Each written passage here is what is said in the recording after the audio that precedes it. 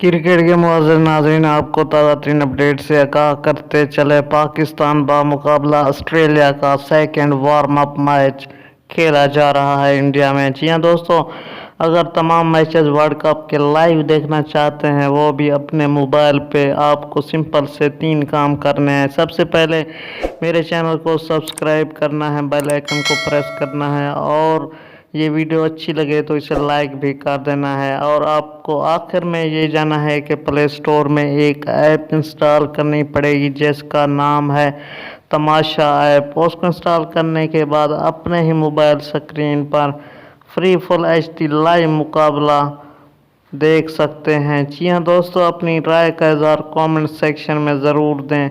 क्या ये वीडियो आपके लिए फ़ायदेमंद साबित हुई या एक आपको नई वीडियो आपके लिए ला सकें। Thanks for watching.